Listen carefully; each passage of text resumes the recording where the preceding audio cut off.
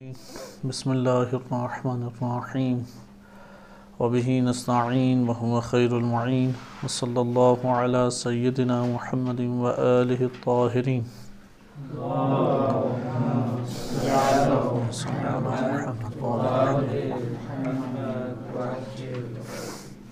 امام حسن مجتبی علیہ السلام کی ولادت بسعادت کی مناسبت سے صلح امام حسن علیہ السلام کا موضوع آپ کی خدمت میں پیش کیا جا رہا تھا۔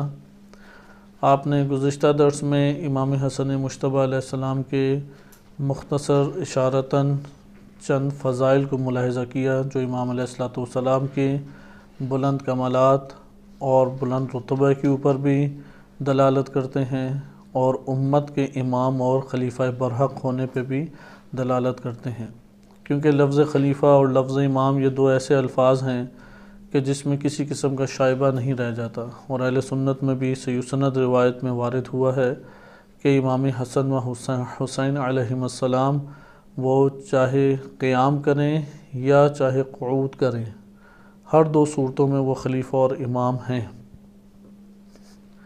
یا اسی طریقے سے ہمارے پاس اور روایات ایسی موجود ہیں کہ جس میں نبی صلی اللہ علیہ وسلم نے امت کو ان کا احترام، ان کی تعظیم اور ان کے بلند رتبہ کی باقاعدہ تعلیم بھی دی ہے اور تربیت بھی کی ہے، یعنی عمل کر کے دکھایا ہے تاکہ امت اسے فراموش کسی صورت نہ کرے۔ تو یہ روایات ہم نے چند احادیث مسلم اور ترمذی اہل سنت کی صحیح ستہ کی کتابیں ہیں، صحیح سنت روایات ہم نے ملاحظہ کی، اور یہ بات قابل اعتراض نہیں ہے کہ اس کے اوپر کسی مسلمان کو شاید ہی اعتراض ہو کہ امام حسن مجتبی علیہ السلام کے جو فضائل اور ان کو امام کہنا ہے اس کے اوپر شاید ہی کوئی اعتراض کرتا ہو۔ ہم آ جاتے ہیں امام حسن مجتبی علیہ السلام کی صلح کی طرف۔ صلح ایک معاملہ ہے جس میں فریقین ایک دوسرے سے رضامندی کے ساتھ شرائط منواتے ہیں اور اس کے پابند رہتے ہیں۔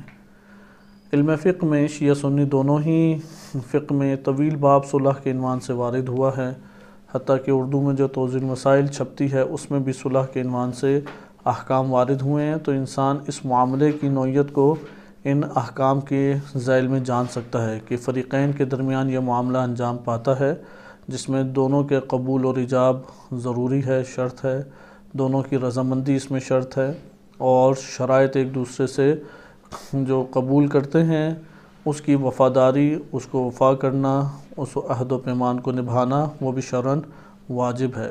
اور یقیناً صلح کی شرائط کو توڑنے والا شیعہ سنی دونوں روایات میں سخت الفاظ بھی وارد ہوئے ہیں، اور فقہی احکام کی نوعیت سے بھی دیکھیں تو وہ انسان جو اس صلح کو توڑتا ہے وہ فاسق بھی کہلاتا ہے، گناہگار ہے، اور اس کی عدالت ساقط ہو جاتی ہے۔ صلح امام حسن مجتبی علیہ السلام ایک تاریخ میں پیچیدہ ترین موضوع رہا ہے، آسان موضوع نہیں رہا۔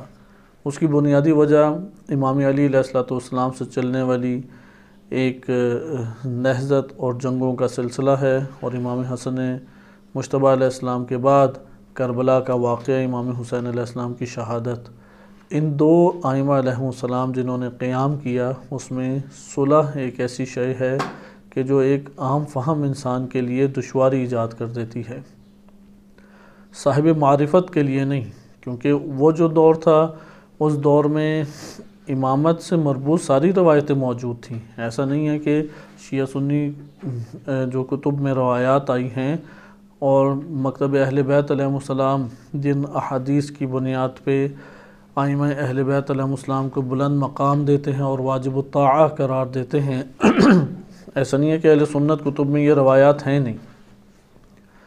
اہل سنت کتب میں بھی امامت کی حساسیت اسی طریقے سے بیان کی گئی ہے جیسا کہ ہمارے ہاں روایات میں آئی ہیں، البتہ ہمارے ہاں بہت بڑا ذخیرہ آیا اور کئی جوانب سے آیا ہے، ان کے ہاں جوانب مختصر ہیں، مختصر جوانب ہونے کی وجہ سے بعض روایات کا ایک بہت بڑا حصہ نہیں ادھر موجود جو اہل سنت کتب ہے، لیکن اتنی روایات موجود ہیں کہ ہم وہ استنباط کر سکیں کہ جس سے خلیفہ برحق اور امام برحق کی اطاعت واجب ہو جائے، انسانی گردن کے اوپر اور ہر فرد کے اوپر وہ اطاعت واجب کہلائے۔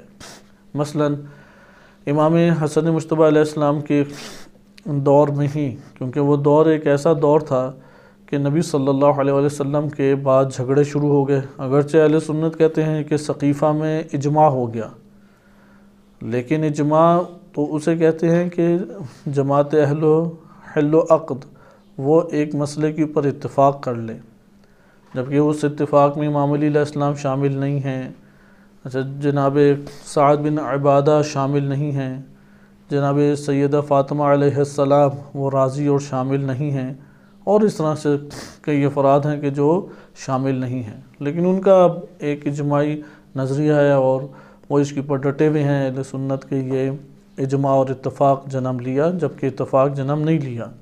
بہت سارے ایک ہمارے پاس افراد بنتے ہیں کہ جنہوں نے خلیفہ اول کی خلافت کو قبول نہیں کیا۔ اس وقت اہل سنت اسی لیے جو خلافت ابی بکر و خلافت عمر اس کا انکار کرے، انہوں نے فتاویٰ بعض نے دی ہیں، بعض نے، نہ کہ سب نے، کہ وہ انسان واجب القتل ہے، کیونکہ اس نے اجماع کی مخالفت کی ہے، اور اجماع کو وہ دلیل بنا کے لاتے ہیں کہ جو اجماعی مسئلہ ہو اس کے خلاف جو بھی بولے گا وہ واجب القتل ہو جائے گا۔ بہرحال ان کے اپنے طور طریقے اور اپنی ایک فقہ اور اپنے دلائل ہیں۔ دین اسلام میں یا قرآن کریم میں اس طرح کی کوئی آیت موجود نہیں ہے، وہ ان احادیث سے استفادہ کرتے ہیں جو فقط انہی کی کتب میں موجود ہیں، اور دور اموی بنو امیہ کے دور میں یہ حدیثیں جمع کی گئیں۔ اس سے پہلے کوئی ایسا حدیث کا مجموعہ بالاتفاق موجود نہیں ہے۔ شیعہ سنی دونوں قائل ہیں کہ حدیث کا جمع آوری کا جو سلسلہ ہے وہ بنو امیہ کے دور میں شروع ہوا، اور بنو امیہ کے دور میں کس نوعیت کی حدیثیں ہوں گی؟ انہوں نے اپنے طور پہ بعض تابعین کو ثقہ اور عادل قرار دیا، بعض کے اوپر انہوں نے تنقید کی، اور اس کا معیار کیا رکھا ہے کہ جو اہل بیت علیہ السلام سے محبت کرتا ہے برملا طور پہ اعلاناً اسے شیعہ قرار دیا، اور سوالیہ نشان لگا دیا کہ اس کو پہلے تحقیق کرو، ویسے اسے حدیثیں نہیں لینی۔ اس طرح سے یہ جمع آوری ان کے ہاں احادیث کی جو بخاری مسلم اور دیگر روایات آپ کے سامنے آتی ہیں، اس طریقے سے وہ جمع کی گئیں، تو اس میں یقیناً ایسی روایات کا دخل ایک مشکل کام ہے کہ جو ائمہ اہل بیت علیہ السلام کی صراحتاً و بالنص امامت و خلافت کو ثابت کر دیں، ایسا بہت دشوار ہے، بہت دشوار۔ یہاں تک کہ صحابہ کرام کے بہت سارے نقائص بعض صحابہ کرام کے وہ بیان ہو گئے، لیکن اس کے اوپر بھی انہوں نے تعویلات اس کی پہلی بات ہے اعتراض بعض نے کیا، یہ لایا ہی کیوں بندہ ایسی باتیں، یا اس طرح کی چیزیں ذکر ہی کیوں کی، انہیں ذکر ہی نہیں کرنی چاہیے تھی۔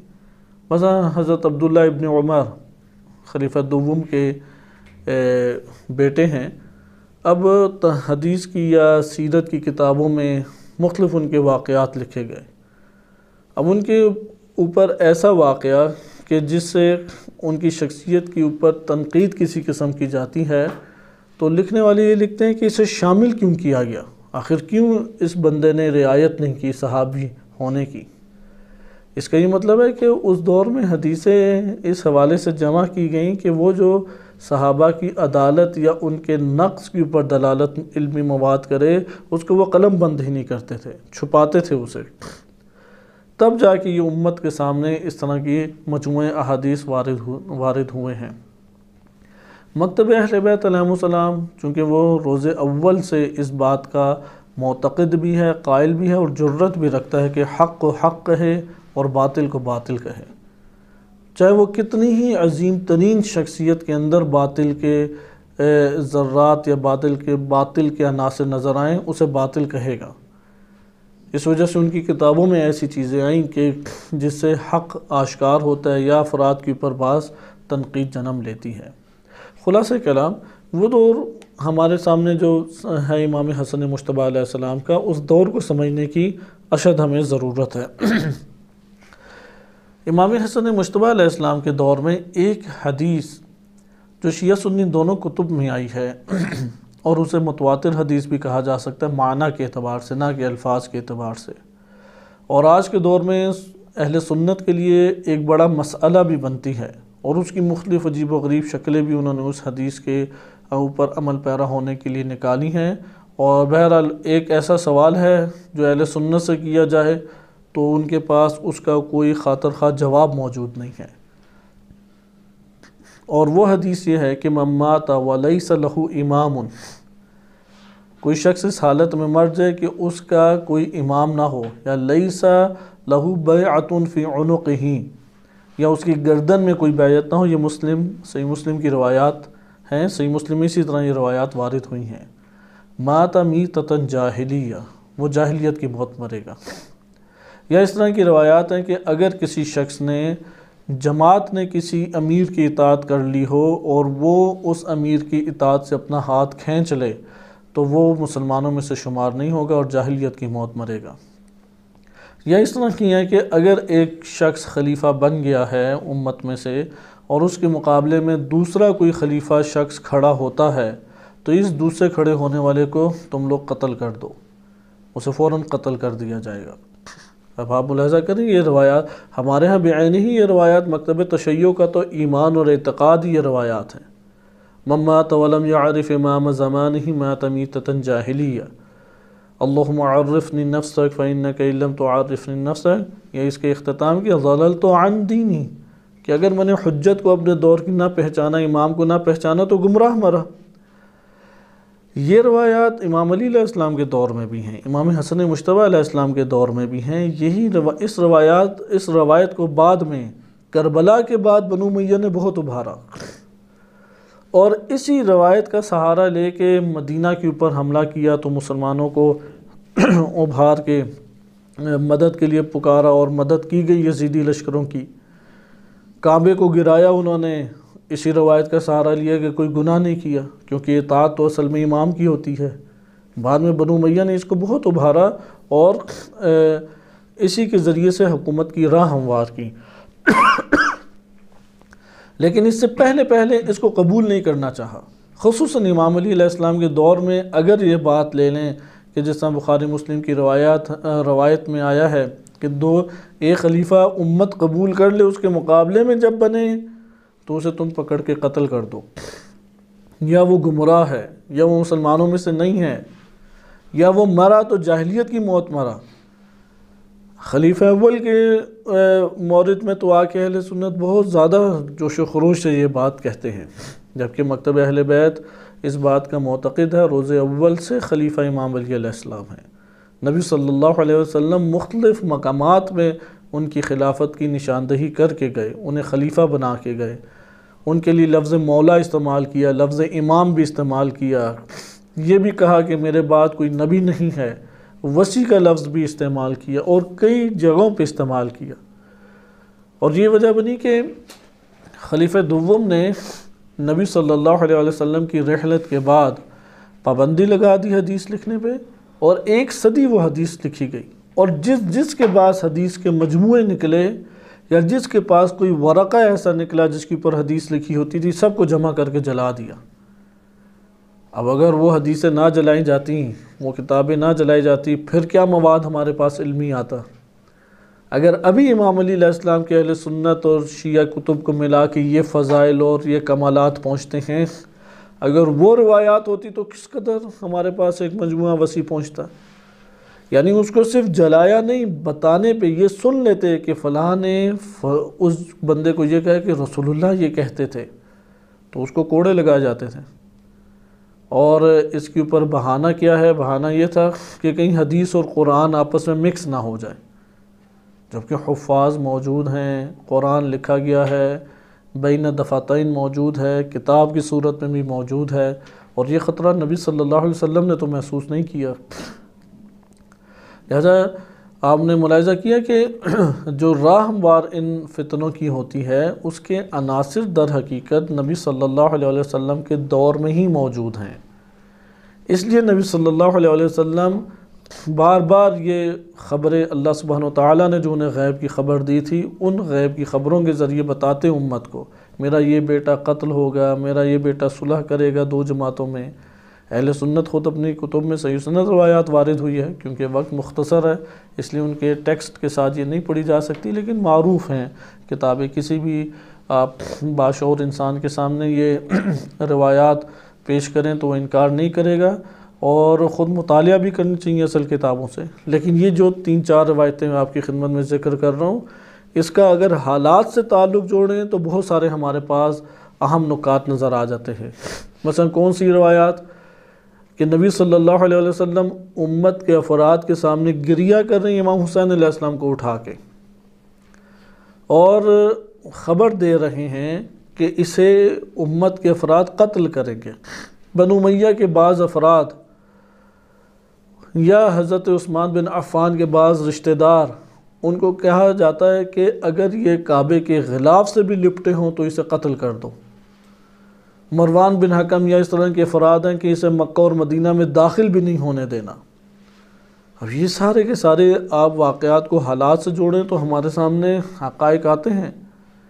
اس سے معلوم ہوتا ہے کہ مستقبل میں جس کو اب ان واقعات سے پتہ لگتا ہے یہ صدی پہلے 10 سال اگر گزار دیں تو فتنوں سے بھری ہوئی صدی ہے، اور اس صدی کو بہتر اور آئیڈیل بنانے کے لیے، کیونکہ اس میں ایسے ایسے واقعات ہو گئے کہ اصلاً تاریخ بشریت میں کبھی واقع نہیں ہوئے، تاریخ بشریت میں ایسے واقعات کبھی واقع نہیں ہوئے، حادثات یہ والے کبھی رونما نہیں ہوئے جو پہلے 100 سالوں میں رونما ہوئے ہیں۔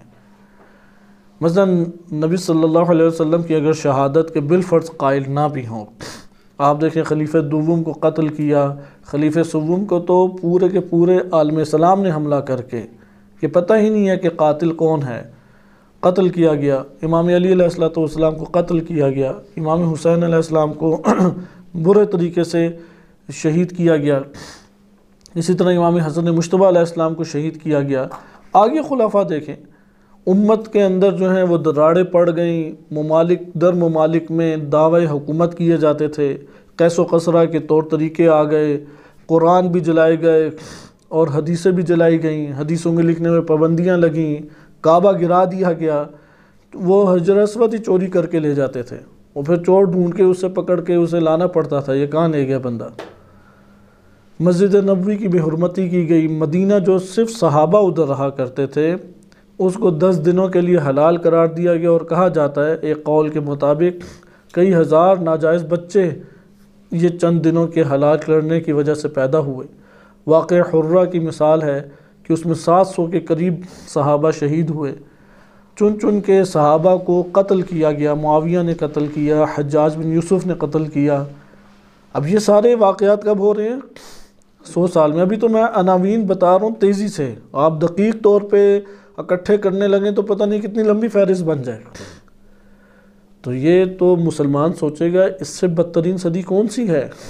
اس لیے بنو امیہ نے جب حدیثیں جمع کی تو ایک حدیث کو ایجاد کیا، واضح طور پہ یہ پتہ لگتا ہے یہ حدیث گھڑی گئی ہے، اگرچہ بخاری میں آئے یا مسلم میں آئے، اور وہ حدیث کیا ہے کہ سب سے بہترین صدی جو ہے، کیونکہ کام تو کوئی بہترین ہوا نہیں اس میں تو ساری کی ساری عظیم ترین شخصیات قتل ہیں، قرآن جلائے گئے ہیں، تفرقہ پڑ چکا ہے، قیس و قصرہ کے طور طریقے داخل ہوئے، مقدسات کو برباد کیا گیا، خانہ کعبہ کو آگ لگا دی گئی، جنگیں اکابر صحابہ کے درمیان جنگیں ہوئی۔ لہذا کون سا اس کے اندر خیر کا امر ہے؟ پہلے 10 سال اگر ہٹا دیے جائیں، وہ خیر کے امور کہاں ہیں کہ جس کو ہم آئیڈیل ترین دور قرار دیں؟ لہذا یہ حدیث گھڑی گئی کہ سب سے بہترین صدی کون سی ہے؟ میری صدی۔ اس کے بعد سب سے بہترین صدی میرے بعد والی، اس کے بعد میرے بعد والی۔ اور آپ مسلمانوں کے شیعہ سنی دونوں کتب کی فہرست دیکھیں، آغاز دیکھیں علمی دنیا کا، وہ ہوا ہی 3 صدی ہجری کے بعد ہے۔ ساری حدیث کی کتابیں، تفسیر کی کتابیں وہ 3 صدی ہجری کے دور میں لکھی گئی ہیں، 3 صدی ہجری میں اور 4 صدی ہجری میں لکھی گئی ہیں شیعہ سنی کتابیں۔ گویا کہ پہلے 300 سال کے بعد تو بہترین صدیاں شروع ہوئی ہیں، اس سے پہلے کوئی بہترین صدی نہیں تھی۔ تو یہ دونوں روایات آپس میں ٹکراتی ہیں۔ ایک طرف نبی صلی اللہ علیہ وسلم گریہ فرما رہے ہیں جو اس صدی میں حادثات ہوں گے، اور دوسری طرف کہہ رہے ہیں یہی سب سے بہترین صدی ہے۔ یہ دونوں باتیں آپس میں ٹکراتی ہیں، لیکن ان روایات سے ہمیں ایک تو جو آپ کی خدمت میں پیش کی گئی 3-4 روایات کہ مستقبل کی نبی صلی اللہ علیہ وسلم نے پیشنگوئی کی کہ یہ واقعات ہوں گے، اس سے ایک سیاسی استفادہ ہوتا ہے کہ یہ صدی بہترین صدی نہیں تھی، یہ صدی بدترین صدیوں میں سے ہے، اب وہ کہیں گے یہ بخاری مسلم میں روایات، بخاری مسلم کے بارے میں حتیٰ کہ مسلم کے بارے میں یہ قاعدہ اختیار کیا گیا، جس نے صحیح مسلم کے اوپر طعن کیا، من طعن علی صحیح مسلم فزندق، وہ زندیق ہو گیا، یعنی جس نے مسلم کے اوپر کوئی اطراع کیا وہ زندیق بن گیا۔ اب یہ قاعدہ امت میں پھیلا دیا جائے تو کس نے ان روایات کے اوپر، جبکہ وہ خبر واحد ہیں جن سے لی جا رہی ہیں، اہل سنت صحابہ پہ علم حدیث اور رجال کے قواعد جاری نہیں کرتے، انہوں نے ایک غلو کا نظریہ اختیار کر لیا کہ سب عادل ہیں، جو مرضی کر لیں، وہ بولنے میں خطا اور اشتباہ نہیں کریں گے، بلکہ سب کے سب عادل ہیں۔ تو اس لیے مکتب اہل بیت قائل ہیں کہ ان کے اوپر حدیث کے قواعد جاری کیے جائیں گے، صحابہ کے اوپر کوئی ہمارے پاس ایسا ثبوت نہیں ہے، نہ قرآن کی آیت صریح ہے اور نہ روایات۔ تو خلاصہ کلام یہ پہلا سیاسی استفادہ ہوتا ہے کہ اس صدی کے فتنے سخت ترین فتنے ہیں اور یہ برپا ہوں گے۔ نمبر 2، کیوں برپا ہوں گے؟ اس کے عناصر کیا امام علی علیہ السلام کے دور میں ہوئے یا حضرت عثمان کے دور میں؟ نہیں، نبی صلی اللہ علیہ وسلم کے دور میں ہی اس کے عناصر برپا تھے، اور ان عناصر کو رسول صلی اللہ علیہ وسلم نے دبانا چاہا یا نہیں چاہا؟ تاریخ ہمیں اور احادیث ہمیں واضح بتاتی ہیں کہ حضرت صلی اللہ علیہ وسلم نے مضبوطی سے دبانے کی بھرپور کوشش کی، جتنا دبا سکتے تھے تو ان عناصر کو۔ مثلا مروان کے بارے میں کہا کہ مدینہ داخل نہ ہو، عبداللہ ابن ابی سرح کے بارے میں کہا کہ جہاں پر بھی پایا جائے اسے قتل کر دو، یا اسی طریقے سے بعض افراد ہیں ان سے برملا طور پہ ان کے اعمال کے اوپر برات کا اظہار کیا، جیسے خالد بن ولید ہے کہ واضح طور پہ کہا کہ اللہ میں اس کے عمل سے بری ہوں، یا اس طرح کے اور دیگر واقعات ہیں کہ جس میں نبی صلی اللہ علیہ وسلم نے ان فتنوں کو یا عناصر جو موجود تھے انہیں دبایا۔ مثلا تعظیم، بے تحاشا تعظیم امت کے سامنے ظاہر کرنا گھرانہ فاطمہ علیہ السلام کی، امام علی علیہ السلام کے لیے بار بار محبت کے اور ان سے جو بغض رکھتا ہے اس کے منافق ہونے کے، اور جو امام علی علیہ السلام کو مولا اور آقا کے الفاظ ہیں وہ امت کے سامنے پیش کرنا، یہ سارے کی ساری چیزیں کس چیز کی طرف دلالت کرتی ہیں کہ حضرت صلی اللہ علیہ وسلم نے بھرپور طریقے سے دبانے کی کوشش کی۔ یہ ہمارے پاس بیان آتا ہے، اور اس سے ہمیں یہ بات معلوم ہوتی ہے کہ نبی صلی اللہ علیہ وسلم حضرت صلی اللہ علیہ وسلم ان عناصر کو اپنے دور میں ہی دبانا چاہتے تھے۔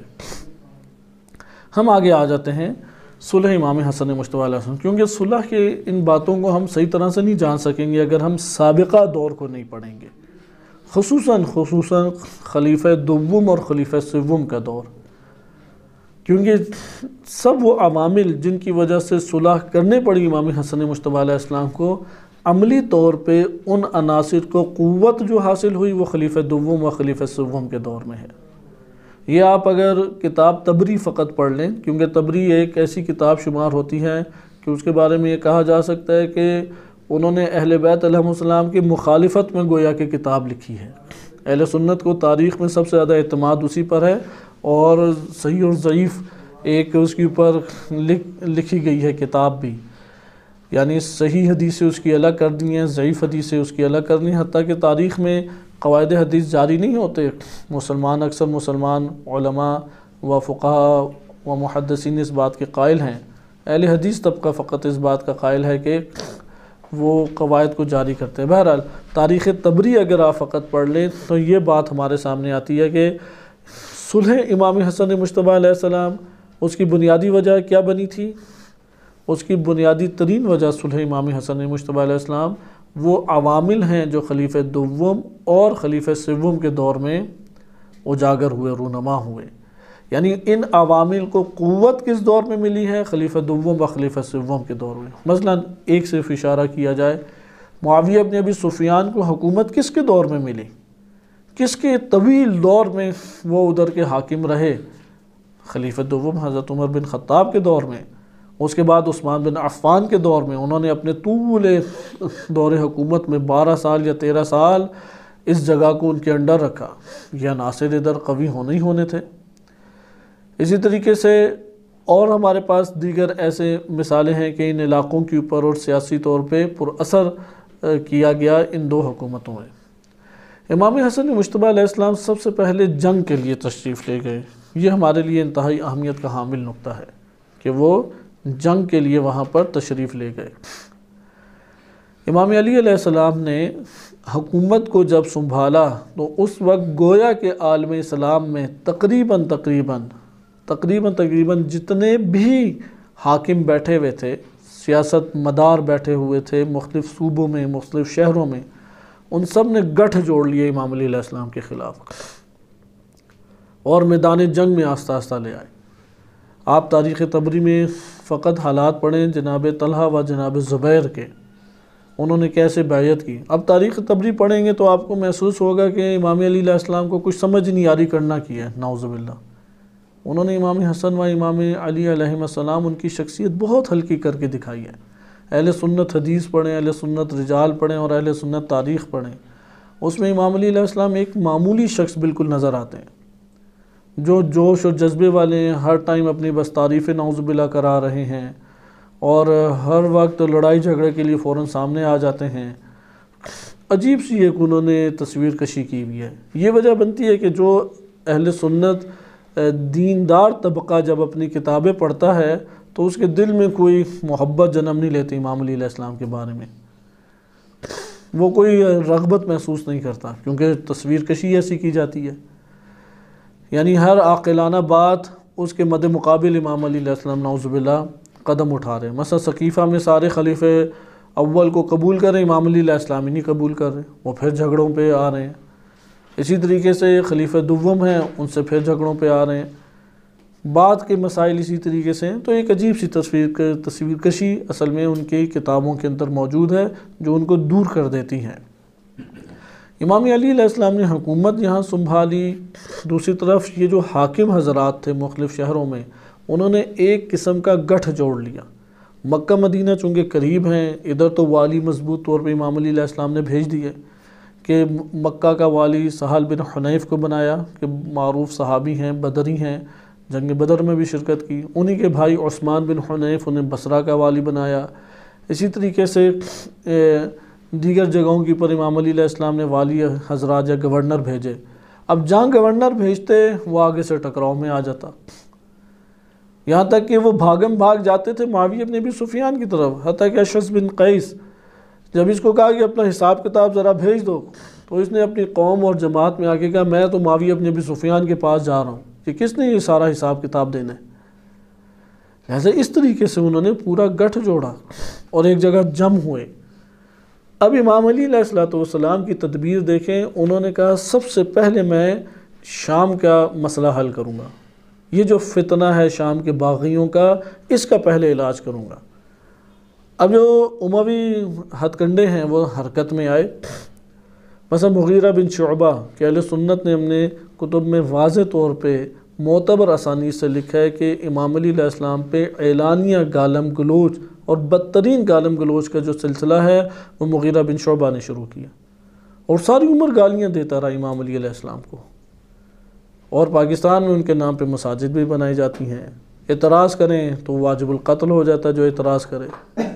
کیوں یہ اعتراض کر رہے ہیں؟ یہ بات کیوں کی جا رہی ہے کہ امام علی علیہ السلام کو گالیاں دی؟ جیسے پہلے بتایا عدالت صحابہ، گالی دینے والے کو ایک ثواب ہے، گالی سننے والے کو 2 ثواب، قتل کرنے والے کو 1 ثواب ہے، جو قتل ہو رہا ہے بے شک بیوی بچوں سمیت قتل ہو، برے طریقے سے مارا جائے، اسے 2 ثواب ملیں گے۔ اچھا یہ ضابطہ بدل جائے، صحابہ کا دور ختم ہو تو پھر بدل جاتا ہے۔ اگر کوئی بعد میں گالم گلوچ کرے یا تبرہ کرے تو انہیں کہا جائے وہ بھی مجتہد تھے، وہ بھی مجتہد تھے۔ وہ اب کہتے ہیں نہیں، صحابہ کے بعد کوئی مجتہد نہیں، صحابہ کے بعد اجتہاد ہو سکتا ہے لیکن اس میں کوئی اجتہاد نہیں، وہ واجب القتل ہے جو یہ اجتہاد کرے۔ اس لیے آپ نے ملاحظہ کیا کہ یہ عوامل بنتے ہیں کہ اس ہم لشکر کو سمجھ سکیں جو لشکر امام حسن مجتبیٰ علیہ السلام لے کے آگے بڑھ رہے ہیں۔ اب امام علی علیہ السلام شام کی طرف جانا چاہ رہے ہیں تو اہل سنت کتب میں بھی واضح لکھا ہے، شیعہ کتب میں بھی، کہ طلحہ اور زبیر یہ 2 شخصیات ام المومنین کو بصرہ میں لا کے جنگ کے لیے آمادہ کر کے کھڑا کر دیا انہوں نے۔ خود بھی ان دونوں اس جنگ میں مارے گئے، دونوں بچے تو دونوں نہیں، ملی تو خلافت دونوں کو نہیں، لیکن اس میں لا کے کھڑا کر دیا انہوں نے میدان جنگ میں۔ یعنی امام علی علیہ السلام کس سے لڑنے جا رہے ہیں؟ معاویہ ابن سفیان سے، لیکن جنگ جمل کس نے کھڑی کر دی؟ اس دور کے بڑے بڑے صحابہ کرام جن سے بڑا کوئی نام ہی نہیں ہے، یعنی امت اسلامیہ میں ان افراد سے بڑا کوئی نام اس دور میں نہیں تھا۔ انہوں نے سب نے آپس میں جم کے ہوئے اور یہاں جم ہو کے جنگ جمل کا میدان گرم کر دیا۔ سوال پیدا ہوتا ہے وہ حدیثیں کہاں گئیں؟ من مات ولیس لہ امام یا لیس لہ بیعۃ فی عنقہ مات میتۃ جاہلیہ، وہ اس کو جاری نہیں کریں گے۔ یا من نزع یدا عن الجماعہ، کہ جس نے جماعت سے اپنا ہاتھ کھینچ لیے، اطاعت وقت کے خلیفہ کی اطاعت سے ہاتھ کھینچ لیا، وہ گمراہی کی موت مرا۔ وہ یہ ساری کی ساری روایتیں وہ اسے منطبق نہیں کرتے، لیکن یہاں پہ یہ مشکل آئی اور آپس میں یہ ٹکراؤ ہوا۔ اب دوبارہ جنگ جمل کے جنگ صفین کے لیے امام علی علیہ السلام بڑھے۔ جب دوبارہ بڑھے ہیں تو اپنے ہی لشکر کے اندر، کیونکہ سرکاری فوج ملی ہوئی تھی، کوئی اپنی تربیت یافتہ فوج تو نہیں تھی، امام کی اپنی تربیت یافتہ فوج کا نام تھا شرطۃ الخمیس۔ شیعہ سنی دونوں نے رقم کی ہے یہ بات۔ شرطۃ الخمیس کی معلومات زیادہ تر اہل سنت کتب میں ہی آئی ہیں، شیعہ کتب میں نہیں آئیں۔ شرطۃ الخمیس 6000 یا اس سے زائد افراد تھے، یہ امام کی خالص فوج تھی، اور اسی کے ذریعے سے امام علی علیہ السلام نے پوری عالم اسلام کی حکومت کو سنبھالا ہوا تھا، کیونکہ بہت زیرک شخصیت تھی، امام معصوم ہیں، مسلط ہیں تمام کے تمام لوگوں کے اوپر، اس لیے جو امام علی علیہ السلام کی پلاننگ تھی اس کے مطابق کوئی چیز ان کے ہاتھ سے ایک ذرہ برابر چیز نہیں نکل سکتی تھی۔ لیکن مقابل میں جو اکابر صحابہ ہیں اور مقابل میں جو امت کے افراد ہیں، انہوں نے آپس میں گٹھ ایسا جوڑا امام علی علیہ السلام کے خلاف کہ رفتہ رفتہ چیزیں ان کے ہاتھ سے نکلتی نہیں۔ اب یہ جو سرکاری فوج امام کو ملی، یہ ایک چھوٹے سے شبہ میں یہ فوج ہی امام کے خلاف ہو گئی اور جنگ نہروان برپا کر دی۔ بڑھ رہے ہیں جنگ صفین کے لیے، کیونکہ جنگ جمل ہوئی تو کتنا نقصان ہوا ہوگا عالم اسلام میں، اصلاً اس کا کوئی انسان احساس نہیں کر سکتا جس قدر نقصان ہوا ہے، یعنی شمار سے باہر ہے، اس قدر بڑا نقصان ہوا ہے جنگ جمل میں۔ کئی گھرانے جو ہیں وہ یتیم اور بیوہ ہو گئے، بڑے بڑے صحابہ اس میں قتل ہو گئے، امام علی علیہ السلام کی قوت کو انہوں نے توڑ کے رکھ دیا۔ پھر صفین میں جنگ شروع ہوگی، صفین میں جنگ لڑ رہے ہیں، فتح حاصل ہونے والی ہے، ادھر ایک اور مسئلہ لشکر میں آ گیا، وہ لشکر جدا ہو گیا، یعنی امام علی علیہ السلام کے لشکر وہ جدا ہو گیا، اور ایک گروہ باندھ کے 4,500 افراد جنگجو، دیندار جنگجو 4,500 افراد امام سے جنگ لڑنے کے لیے نہروان کے مقام پہ کھڑے ہو گئے۔ جنگ نہروان ہوئی۔ اب مجھے بتائیں، یہ جو پہلے صفین ہو چکی تھی، صفین کے کئی دورے چلے ہیں، کئی مرحلے ہیں، ایک طویل جنگ ہے، اس دوسری جنگ میں امام علی علیہ السلام کی قوت گئی یا نہیں گئی؟ مد مقابل بھی کمزور ہوئے دشمن، لیکن جب جنگ نہروان ہوئی تو اور کمزور ہوئی، اب تو فتنے کھڑے ہو گئے اندر، اب تو پتہ ہی نہیں لگتا تھا کون میرا اور کون دوسروں کا۔ ممکن ہے کہ نہ معاویہ ابن ابی سفیان کا ہو، لیکن خوارج کا ایک فتنہ کھڑا ہوا۔ اب اس کے بعد امام جب آواز دیتے لوگ نکلتے ہی نہیں تھے، بڑی مشکل سے امام علی علیہ السلام نے امت کے افراد کو جم کیا، کوفہ میں خطابات کیے، خطبے دیے، 10,000 کا لشکر تیار ہو گیا، بڑی مشکل سے تیار ہوا۔ یعنی جو امام علی علیہ السلام کا آخری لشکر تیار ہوا، اگر اس کی تاریخ پڑھ لیں تو آپ کہیں گے کہ یہ لشکر آگے لڑنے والا نہیں ہے، یہ تو صلح حتماً ہونی ہی ہونی تھی اگر امام علی علیہ السلام کے حالات کو پڑھ لیں۔ امام علی علیہ السلام انہوں نے آخری جو لشکر بنایا وہ 10,000 کے قریب افراد اکٹھے ہوئے، معاویہ کے خلاف جنگ کے لیے صفین میں دوبارہ روانہ ہونا تھا، جس ہفتے روانہ ہونا تھا، یعنی 2-3 دن چھوڑ کے امام علی علیہ السلام کے لشکر نے جانا تھا، امام علی علیہ السلام شہید کر دیے جاتے ہیں۔ جب شہید ہوتے ہیں تو امام حسن مجتبیٰ علیہ السلام کو وصی بنایا، خلافت ان کے ہاتھ میں آئی، اور پورے ملک، اب یہ ٹوٹا ہوا ملک ہے، ایک حصے پہ کوئی حاکم ہے، دوسرے پہ کوئی حاکم ہے، اپنا لشکر تلواریں لے کے اپنے ہی امام اور خلیفہ پہ چڑھ دوڑا ہے، کسی باہر کے بندے نے آ کے امام علی علیہ السلام کو تلوار نہیں ماری، اپنے ہی بندے نے آ کے تلوار مار دی، یہ حالات چل رہے ہیں۔ اور یہی امام علی علیہ السلام نے نہج البلاغہ کے خطبے میں بھی فرمایا. وہ فرماتے ہیں کہ معاویہ بن ابی سفیان شام کے اوباشوں اور غنڈوں کو اپنی مدد کے لیے پکارتا ہے، اور وہ اس طرح سے اس کی تابع داری کرتے ہیں کہ وہ چون چرا بھی نہیں کرتے. وہ نہ انہیں پیسہ دیتا ہے نہ مال دیتا ہے معاویہ. وہ ان غنڈوں اور بدماشوں کو مال بھی نہیں دیتا تھا. نہج البلاغہ کے صریح الفاظ ہیں امام علی علیہ السلام کے، اور کہتے ہیں میں انہیں مال اور انعام دے کے حق کی راہ پہ بلاتا ہوں کہ اگر مارے گئے تب ان کی آخرت بھی سنور جائے گی، اور دنیا کا بھی مال اور حصہ میں انہیں نوازتا اور دیتا ہوں. لیکن وہ میری اطاعت نہیں کرتے. اس بندے کی رائے کیا جس کی بات نہ مانی جائے. نہج البلاغہ میں کہتے ہیں میں کروں کیا، میں بولتا ہوں یہ سنتے نہیں ہیں. میں تم لوگوں کے ذریعے سے علاج کر رہا تھا، پتہ لگا تم بھی میرا مرض ہو. یہ خطبات کے کلمات ہیں. میں تو ان کا علاج کرنا چاہ رہا تھا امت کے اندر، کہ معاویہ اور اس طرح کے دیگر جو گورنر حاکم بیٹھے ہوئے ان کا علاج کرنا چاہتا ہوں. علاج کے لیے آگے بڑھا تو تم لوگوں کے ذریعے سے میں ان کا علاج کرنا چاہ رہا تھا. جب تم لوگوں کو ذریعہ بنایا تو تب پتہ لگا اصل مرض تو تم ہو میرے لیے. آپ ملاحظہ کر رہے ہیں کہ یہ صورتحال جب ہو تو ایسی صورت میں کیسے صلح امام حسن مجتبیٰ علیہ السلام فتح یاب ہو سکتے ہیں. اس لیے امام علی علیہ السلام شہید ہوئے تو لوگوں کی رہی سہی رمق بھی، وہ تو 10,000 نے سوچا کہ یار اب تو بہترین موقع ہے گھروں کو جانے کا. انہوں نے تو فوراً اپنے گھروں کو جانے کا سوچا. امام حسن مجتبیٰ علیہ السلام چلے گئے جنگ کے لیے، تشریف لے گئے، اور وہاں پہ انہوں نے باقاعدہ اسی طریقے سے میمنہ، میسرہ اور لشکر کے اوپر سپہ سالار مقرر کیے. قیس بن سعد بن عبادہ کو بنایا کہ بہت عظیم شان شخصیت ہے. یعنی امام حسن مجتبیٰ علیہ السلام کے مالک اشتر یہی قیس بن سعد ہیں. بعض کے اوپر عبداللہ ابن عباس کو بنایا. اس طرح سے امام حسن مجتبیٰ علیہ السلام نے ترتیب دیا، اور انہی میں سے ایک بہت بڑے گروہ کے اوپر عبید اللہ ابن عباس کو بنایا جو رشتہ دار ہے امام حسن مجتبیٰ علیہ السلام کا. معاویہ نے اس کے بچوں کو قتل کیا اور گھر کو جلا دیا تھا. بیوی بچوں کو قتل، یعنی پورا خاندان اجاڑ دیا. لیکن ایک تھیلی نے عبید اللہ ابن عباس کا دین فروخت کر دیا. ایک تھیلی، اس تھیلی کا اثر بہت تھا. آج بھی ہے. آج بھی جو لقمے کھا لیتا ہے یہ دیناروں کے، درہموں کے اور ڈالرز کے، اس کے اندر دین نہیں رہتا، شیعہ ہو یا سنی ہو. حتیٰ کہ حضرت عبداللہ ابن عمر کے بارے میں صحیح السند روایت اہل سنت میں موجود ہے. سیر الاعلام النبلاء میں ذہبی نے بھی اسے صحیح السند قرار دیا ہے کہ معاویہ نے 1,00,000 دینار بھیجے. عبداللہ ابن عمر کی شخصیت انشاءاللہ کسی مورد میں آئے گی کہ ان کی شخصیت کیا تھی. انہوں نے خلیفہ اول، خلیفہ دوم، خلیفہ سوم تینوں کی بیعت کی. امام علی علیہ السلام کی بیعت نہیں کی. امام علی علیہ السلام کی حکومت آئی تو امام نے کہا، بلایا اور کہا کہ میں شام کا والی بناتا ہوں، کیونکہ جب شام کا والی کسی کو بناتے وہ کام کے سائٹ پہ ہو جاتا تھا. پتہ تھا کہ وہاں پہ قتل کے علاوہ تو چارہ نہیں ہے، کیونکہ معاویہ ابن ابی سفیان موجود ہے ادھر.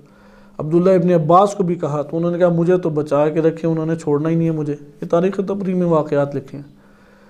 عبداللہ ابن عمر کو بلایا کہ شام کے لوگ تمہیں چاہتے ہیں، پسند کرتے ہیں اور تمہاری اطاعت کریں گے، تو چلے جاؤ ادھر. کہا کہ نہیں اس سے مجھے آپ معاف ہی رکھیں، میں یہ کام نہیں کر سکتا.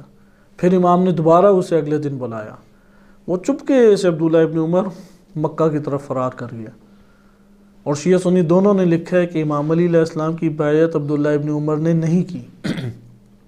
ایک بڑی شخصیت تھی عبداللہ ابن عمر، خلیفہ دوم کے فرزند ہیں. اچھا، اس کے بعد امام حسن مجتبیٰ علیہ السلام کی بیعت نہیں کی. امام حسین علیہ السلام کی نہ قیام کی حمایت کی نہ بیعت کی. یزید کا جب دور آیا تو مدینہ والوں نے یزید کے خلاف بیعت کا اعلان کر دیا کہ ہم بیعت نہیں کریں گے. انکار کر دیا، اعلان یعنی انکار کر دیا، بیعت نہیں کریں گے. خلع خلافت کر دیا. کہا کہ پورے مدینہ نے کہ ہم یزید کو قبول نہیں کرتے، اس کی خلافت قبول نہیں کرتے. اگر ہم سے پہلے بیعت ہوگی یا بیعت کو ہم توڑتے ہیں، قبول نہیں کرتے.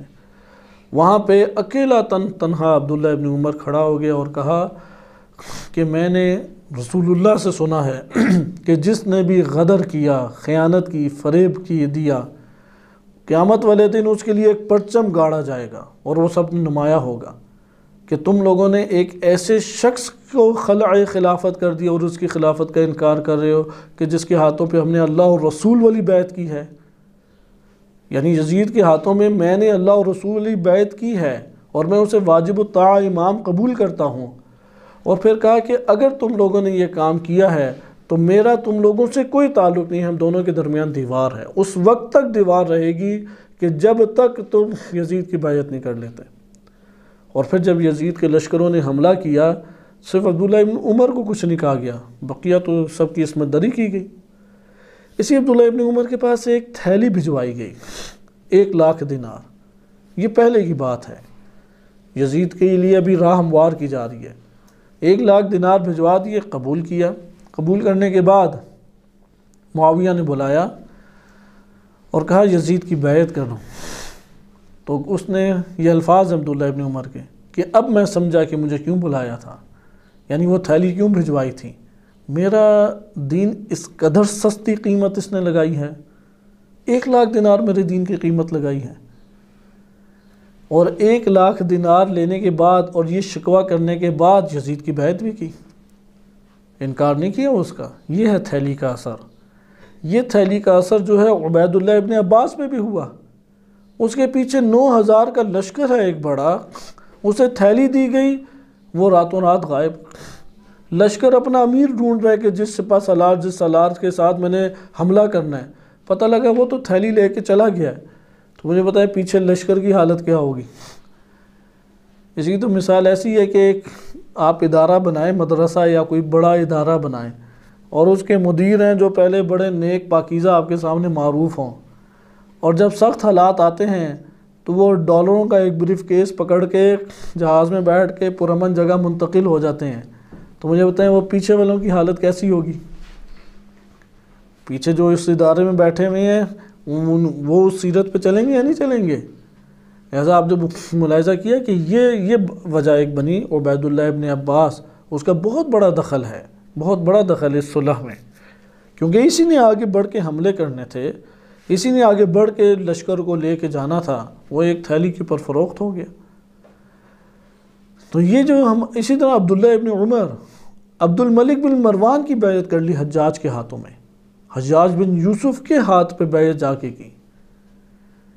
اب یہ آپ اکابر صحابہ کی ایک صورت دیکھیں. اہل بیت کی بیعت نہیں، 7-8 بندے انہوں نے رقم کیے ہیں تاریخ نے اور ان اہل سنت کے مورخین اور محدثین نے، جنہوں نے امام علی علیہ السلام کی بیعت نہیں کی. مثلا سعد بن ابی وقاص نے بیعت نہیں کی امام علی علیہ السلام کی، جن کے بیٹے امام حسین علیہ السلام کا قاتل ہے عمر بن سعد بن ابی وقاص نے بیعت نہیں کی اور کہا کہ مجھ سے آپ کوئی انشاءاللہ شر نہیں دیکھیں گے. تو عبداللہ ابن عمر نے کہا کہ میں وہی کہتا ہوں جو سعد ابن ابی وقاص کہتا ہے. بیعت نہیں کی. بعض نے 7 بندے، بعض نے 12 بندے، بعض نے 15 بندے، ایک فہرست بنائی ہے. تو یہ صورتحال اب آپ کے سامنے آئی.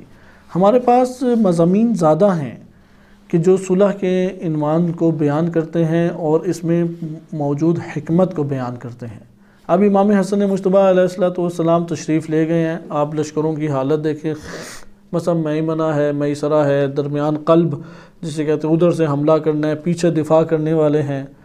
ایک لشکر ہے وہ تو ساتھ چھوڑ گیا، دوسرے جو لشکر ہیں وہ بھی اندر سے ڈگمگائے ہوئے ہیں. امام حسن مجتبیٰ ان کے درمیان موجود ہیں. قیس بن سعد اس کا لشکر سب سے قوی شمار ہوتا تھا، کیونکہ قیس پورے عرب میں سب سے زیرک شخصیت تھی. 2 زیرک ترین اور مکار ترین شخصیت معاویہ کے سپاہ میں تھے اور 2 امام علی علیہ السلام کے سپاہ میں تھے. جو امام کے سپاہ میں مثلا معاویہ کے سپاہ میں عمر بن عاص تھا، امام علی علیہ السلام کے سپاہ میں مالک اشتر اور قیس بن سعد بن عبادہ تھے. یہ 2 شخصیات تھیں. مالک اشتر شہید ہو گئے. قیس کی سب تدبیریں انہی جہلا نے وہ ناکارہ کی. یہ جو عوام الناس میں پروپیگنڈے کا شکار ہوتے ہیں اور توڑ کے رکھ دیتے ہیں ہر چیز کو، آج کے دور میں بھی ایسا ہی ہے کہ یہ جو اندر کے افراد ہیں یہ اصل میں ناکارہ اشیاء کو کرتے ہیں. تو اس جگہ قیس بن سعد بن عبادہ وہ لشکر لے کے کھڑے ہیں حملہ کریں، تو معاویہ کے بندوں نے افواہ اڑا دی کہ قیس شہید کر دیے گئے ہیں، کیونکہ ایک بھاگ چکا تھا، دوسرے نے کہا شہید کر دیا۔ ابھی یہ کہنا تھا امام حسن مجتبیٰ علیہ السلام کے خیمے پہ حملہ کر دیا، وہ جس چیز پہ بیٹھے ہوئے تھے چٹائی پہ وہ تک گھسیٹ لی۔ ایک نے، دو بندوں نے موقع پا کے قتل کرنے کے لیے حملہ کر دیا، کوئی امام حسن مجتبیٰ علیہ السلام نے گردن سے پکڑا، دوسرے نے ران میں چاقو مار دیا، اور وہ اگلا وار کرنا چاہتا تھا، امام نے اس سے پوری لڑائی کی، اتنے میں بندے آئے اور ان دونوں کو پکڑ کے مارا۔ آپ خود سوچیں گے یہ صورتحال بن گئی۔ جب یہ صورتحال ہو تو کس کے اوپر اعتماد کریں؟ یعنی ادھر وہ ایک پروپیگنڈا کرتا ہے، فوج تتر بتر ہو جاتی ہے، قریبی سے قریبی بندے کو لے کے آتے ہیں کہ جس سے اصلاً توقع نہیں ہو سکتی، کیونکہ اس کے بیوی بچے قتل کیے ہیں، وہ ایک تھیلی کے اوپر بک جاتا ہے۔ اس کو ہم یہ کہہ سکتے ہیں کہ بیعت اور جنگ ہونے کے بعد امام حسن مجتبیٰ علیہ السلام ان کو صلح پہ مجبور کرنے والی اصل شے کا نام ہے منافقت۔ اصل شے کا نام ہے منافقت۔ امت کے اندر جو منافقانہ شے پیدا ہوئی، اور نبی صلی اللہ علیہ وسلم کو بھی سب سے زیادہ تکلیف جس نے دی وہ منافقت ہے۔ سورہ توبہ جو آخری صورتوں میں سے ہے، سب سے زیادہ حساس موضوع جو اس میں ابھارا گیا وہ منافقت ہے۔ اور منافقت میں بھی کون سے عناصر ہیں؟ منافقت میں سب سے بڑھ کر جو عنصر تھا وہ یہی ریاست طلبی، دنیا داری، اپنے گھر کو سوچتا تھا، اپنا مال سوچتا تھا۔ آج کے دور میں بھی آ جائیں بہت بڑا فرق نہیں پڑے گا۔ آج کے دور میں بھی عمومی سوچ امت اسلامیہ کے اندر وہی اپنا گھر بار ہے، کوئی دین کے لیے قربانی دینا نہیں چاہتا، وہ دین کے لیے مرنے کا سوچتا نہیں ہے۔ یہی چیز ہمارے لیے ایک سبب، یعنی آپ عوامل اگر تلاش کرنے لگیں تو سب سے بڑا عامل وہ امت کے اندر منافقت کا پہلو ہے۔ منافقت کی کون سی نوع ہے؟ دشمنی اہل بیت ایک منافقت ہے، امیر اور خلیفہ برحق کی اطاعت نہ کرنا دوسری منافقت ہے، ریاست طلبی کرنا تیسری منافقت ہے، اسی طریقے سے بے شعوری اور معرفت اور جہالت کا شکار ہو جانا یہ چوتھا منافقت کا پہلو ہے۔ قرآن کریم نے منافقت کے جوانب دکھائے ہیں، مختلف جوانب ہیں جو منافقت کے اسباب بنتے ہیں، مثلا مال نہ خرچ کرنا، اطاعت نہ کرنا، رسول اللہ سے دشمنی کرنا، سب منافق قرآن سے منافقت سے تعبیر کیا۔ تو یہ منافقت جو ہے یہ سبب بنی۔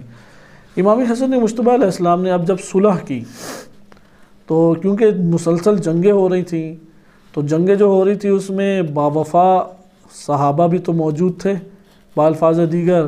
اب جب مسلسل جنگیں ہو رہی ہیں، امام علی علیہ السلام بھی شہید ہوئے، اور مسلمانوں کا ہر دوسرا گھر تڑپ رہا ہے، اس کا کوئی نہ کوئی بندہ تو مارا گیا ہے، جنگ جمل، جنگ نہروان، جنگ صفین، ہر دوسرے گھر سے کوئی نہ کوئی بندہ مارا گیا ہوگا۔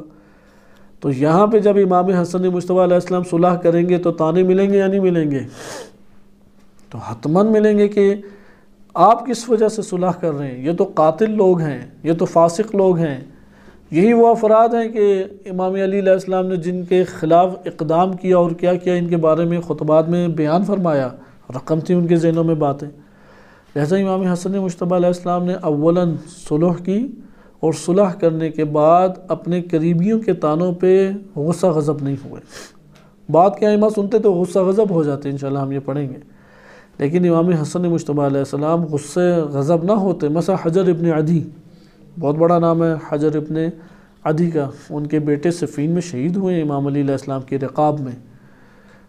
حجر ابن عدی امام حسن مجتبیٰ علیہ السلام پہ اعتراض کر بیٹھے، سفیان ابن ابی لیلہ ہیں اعتراض کر بیٹھے، اور اپنوں نے ہی یہ کہنا شروع کر دیا نعوذ باللہ یا مذل المؤمنین، مومنین کو ذلیل و خوار کرنے والے۔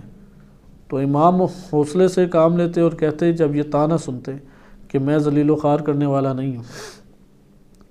اور اس طرح کی روایتیں انشاءاللہ تعالی ہم اگلے درس میں پڑھیں گے، لیکن ہم اس سے پہلے یہ دیکھیں کہ امام حسن مجتبیٰ علیہ السلام نے اگر صلح کی تو اس کی شقیں کیا تھی، وہ کیا نکات اور شق کیا تھی۔ ان شقوں کا ہمیں پتہ لگ جائے تو اس سے ہمیں پتہ لگے گا کہ جو شام کے باغی حضرات تھے وہ بقیہ امور میں تو ان کے مجرمانہ امور سامنے ہیں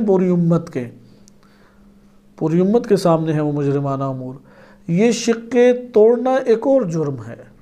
البتہ یہ شقوں کا بیان یہ ہمارے پاس مقاتل الطالبین میں آیا ہے، یعنی زیادہ کتابوں میں نہیں آیا، اور شیعہ کتب میں سب سے پہلے کشف الغمہ میں یہ آیا ہے. اربلی کی کتاب ہے، 7ویں صدی ہجری کی ہے، 692 ہجری میں ان کی وفات ہے. انہوں نے کشف الغمہ فی معرفت الائمہ کتاب لکھی ہے، اس میں انہوں نے ذکر کیا ہے، اور یہ کوئی خاص سند نہیں ہے اس کے پیچھے، لیکن ہم ایک فرض کرتے ہیں کہ یہ انشاءاللہ تعالی شقیں ہوں گی. حالانکہ ان شقوں پہ اعتراض کر سکتے ہیں، لیکن ہمارے پاس صلح کی شقوں کے حوالے سے شیعہ سنی میں کوئی مواد نہیں پہنچا. جو مواد پہنچا ہے شقوں کے حوالے سے 6 یا 7 شقیں بنتی ہیں، یعنی 6 یا 7 نکات اور شرائط پر مشتمل وہ صلح نامہ تھا. وہ صلح نامہ کسی کتاب میں وارد نہیں ہوا. کیا تھا وہ؟ اس کے اندر شرائط کیا تھیں؟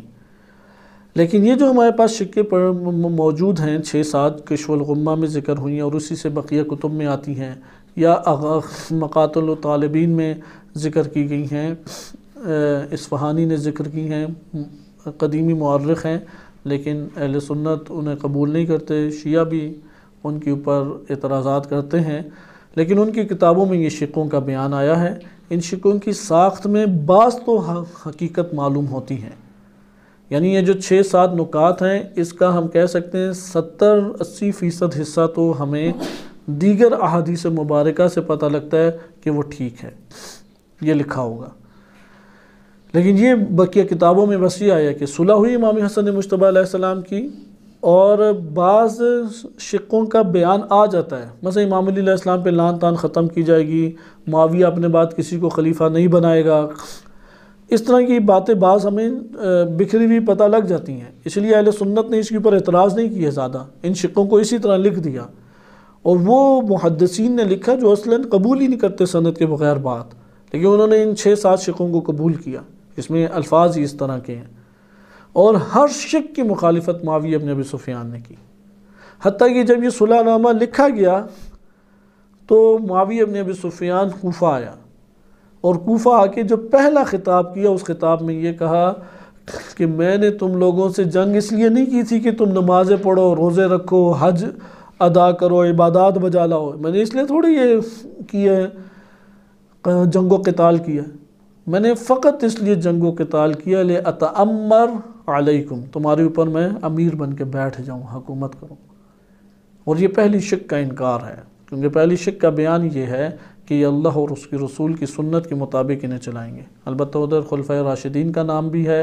خلفۂ راشدین سے اہل سنت 4 خلفہ مراد لیتے ہیں، اور مکتب اہل بیت 12 ائمہ علیہم السلام مراد لیتے ہیں، کیونکہ اس میں خلفائے راشدین کے کلمے میں کوئی ایسا لفظ نہیں ہے جو اس بات پہ دلالت کرے کہ 4 خلیفہ. خلفاء یعنی خلیفہ، اور راشدین ہدایت کرنے والے.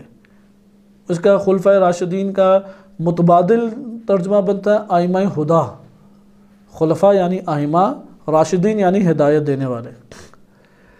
تو خلفۂ راشدین والے ہم موضوع ہٹا دیتے ہیں، کتاب اور سنت ہی کی بات کریں. تو معاویہ نے تو واضح آگے کہا کہ میں نہ اس لیے تمہارے سے جنگ نہیں کی کہ تم نمازیں پڑھو، تم تو یہ پہلے ہی کام کرتے ہو میرے سے پہلے ہی. نمازیں تو پڑھ رہے تھے، زکوٰۃ بھی دے رہے تھے، حج بھی کر رہے تھے، تو میں نے اس لیے تو جنگ نہیں لڑی. میری تو جنگ کا اصل مقصد ہی یہ تھا کہ میں تمہارے اوپر آ کے حکومت کروں، اور اللہ نے مجھے حکومت دی. بے شک تمہیں یہ بات بڑی ناپسند تھی، لیکن مجھے دیکھو حکومت مل گئی. اور پھر حکومت اس نے کی، کوفہ کے والی بنائے، مدینہ کے والی بنائے، اور سارے اموی ہتھ کنڈے دوبارہ وہ واپس لے آیا. تو یہ ہمارے پاس صلح کی شقیں انشاءاللہ تعالیٰ اگلے درس میں پڑھیں گے، اور اس درس میں یہ دیکھیں گے صلح کی شقوں کو تیزی سے گزارنے کے بعد کہ امام حسن مجتبیٰ علیہ السلام ان کے روایات میں ان کی صلح کے بارے میں کیا مواد وارد ہوا ہے، اور بعض لوگوں نے جو اعتراض کیے اپنوں میں سے جنہوں نے اعتراض کیے، ان اعتراضات کا کیا جواب امام حسن مجتبیٰ علیہ السلام نے دیا. وصلی اللہ علی سیدنا محمد وآلہ الطاہرین.